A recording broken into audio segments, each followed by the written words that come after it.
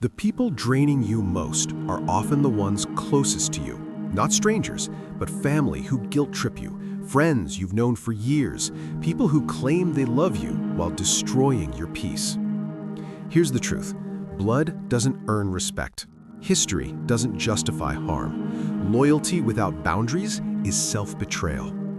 Today, 7 undeniable signs it's time to cut ties or create distance, even with people you once trusted, not from anger, from wisdom. Let's begin. 1. They constantly make you feel small. There's violence that leaves no bruises. It happens in small comments, dismissive tones, and jokes that land on your insecurities. When someone repeatedly makes you feel less than, you're dealing with someone who needs you small so they can feel big. You share something you're proud of, they raise an eyebrow. You mention a goal, they laugh. You express passion, they call it naive. They disguise it as honesty. I'm just being real. But their honesty never lifts you. It only makes you shrink. Marcus Aurelius wrote that insults reveal the speaker's character, not the target. Someone who diminishes others is hiding their own inadequacy. You start adjusting. Lower your voice, hide your dreams, live below your potential just to keep peace. The Stoic response? Observe the pattern, recognize the disrespect, withdraw emotional access.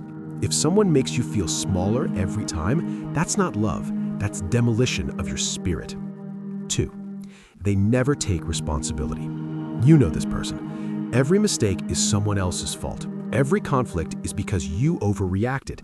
Every problem is bad luck, bad timing, bad people, never them. Confront them, suddenly they're the victim. Hold them accountable, you're dramatic or too sensitive. Blame, deflect, guilt trip, repeat. Epictetus taught that wise people examine their own behavior before criticizing others, but someone who never takes responsibility protects their ego at the cost of your sanity. You start carrying weight that isn't yours. You apologize to end arguments, question your memory, fix problems you didn't create. But accountability is respect. When someone refuses to own their actions, your feelings don't matter. The Stoic response? Don't argue with someone who refuses truth. Observe, set boundaries, step back. A relationship without accountability is burden, not partnership. 3. They ignore your boundaries and disrespect your time. There's no clearer sign of disrespect than someone who treats your boundaries and time like they're insignificant. You set a limit, they respond, "Relax, it's not that serious," or "You're being dramatic." They show up late without apology, cancel plans last minute, expect you to rearrange your life for their convenience while offering none yours. This isn't forgetfulness, this is entitlement. Marcus Aurelius emphasized, guard your inner world like something sacred. A boundary only works when enforced. Seneca wrote that time is the one thing we can never earn back. When someone repeatedly dismisses your limits or intrudes on your time, they're testing you. Every time you let it slide, you teach them to try again. You constantly adjust, soften your tone, tolerate draining behavior, drop plans out of obligation, apologize for being busy, for having goals. Healthy people listen when you say, "This hurts me." They honor boundaries and respect your commitments because they value you more than convenience. Set the boundary once. Stop over-explaining. "I'm not available. That doesn't work for me." Not with anger, with clarity. If your boundaries mean nothing and your time is always negotiable, you're not an equal, you're a convenience. 4. They only reach out when they need something. There's a relationship that only feels warm when they want something. Your time, attention, emotional labor. When they're struggling, suddenly you matter. Messages come fast. Tone is sweet. Crisis passes, they vanish. You feel useful, but never valued. This is convenience, not connection. Seneca wrote that true friendship is built on virtue, not utility. Someone who only shows up when it benefits them is a taker disguised as a friend. You answer every call out of guilt, drop everything to help while exhausting yourself, invest in their chaos while they invest nothing in yours. When you need them? Nowhere. Suddenly too busy, overwhelmed, tired. Observe actions, not words. Someone who values you shows up consistently, not strategically. If they only knock when they need something, they're choosing what you can do, not you. 5. They feel uncomfortable when you grow. One of the most painful discoveries: someone close doesn't want to see you win. They smile at your good news, but you feel the shift, the stiffness, the forced enthusiasm. When you accomplish something, they downplay it. When you grow, they doubt you. When you share excitement, they remind you of past failures. Never, "I'm proud of you," before a "but." Marcus Aurelius wrote that envy arises from unaddressed insecurity. Your growth exposes what they've avoided. Your confidence highlights their self-doubt. Envy becomes sabotage. They discourage ambitions, plant doubt, minimize wins, maybe gossip behind your back. You cannot build peace surrounded by people who hope you stay small.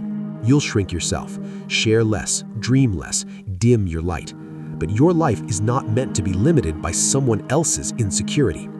Guard your goals. Surround yourself with people who celebrate sincerely. A true friend doesn't compete, they rise beside you. 6. You're always walking on eggshells. A relationship becomes dangerous when you're no longer yourself. Every word calculated, every reaction measured, every truth softened, every emotion suppressed just to keep peace. This isn't sensitivity, this is fear. Before you speak, you rehearse. Before you disagree, you analyze their reaction. Before honesty, you ask, will this upset them? Will they twist this? Will I be punished? Your nervous system is hypervigilant, constantly scanning for mood shifts, tone changes, emotional traps. This isn't connection, this is survival. Epictetus taught that the greatest slavery is emotional dependence on another person's moods. When you constantly adjust to avoid upsetting someone, you lose your voice, your identity. Healthy relationships don't require you to shrink. They don't punish honesty. When someone makes you tiptoe, they benefit from your silence and the control they exert. If you cannot relax around someone, that is not love. It is emotional captivity. 7. You feel calmer when you distance yourself. This is the most undeniable sign. Pay attention to what your body tells you. When you spend time with this person, you leave feeling tense, drained, unsettled. You replay conversations, wonder if you said anything wrong. But when you create distance, your shoulders drop, your jaw unclenches, your mind stops racing. You breathe fully. The truth becomes unavoidable. Their absence feels better than their presence. This is your inner wisdom, and it's never wrong. Marcus Aurelius observed that peace is the natural state of a soul in alignment. Disturbance is misalignment. When someone consistently disturbs your peace, your body registers the threat, even when your mind makes excuses. You might tell yourself, they're not that bad, but your nervous system knows the difference between growth and harm. This relief is data. Stop gaslighting your own experience. If you feel lighter with someone and heavier with them, the relationship is not serving you. Relief is not betrayal, it's clarity. 7 signs, 7 patterns. If even one resonated, that's your inner wisdom confirming what you already knew but were afraid to admit. The Stoics taught that wisdom requires action. You don't need drama. Just quietly reclaim your boundaries, protect your peace, let distance grow where toxicity lived. Marcus Aurelius wrote, "You have power over your mind, not outside events. You control who gets access to your time, your energy, your space. You deserve relationships that feel like home, not battlefields. People who celebrate your growth, honor your boundaries, and add to your peace. Choosing that isn't selfish, it's wisdom." If this reached you at the right time, like this video and share it. Then comment these 3 words: I choose peace. Life is too short to sacrifice your peace for people who wouldn't do the same. You have the knowledge. Now give yourself permission. Choose peace. Always choose peace.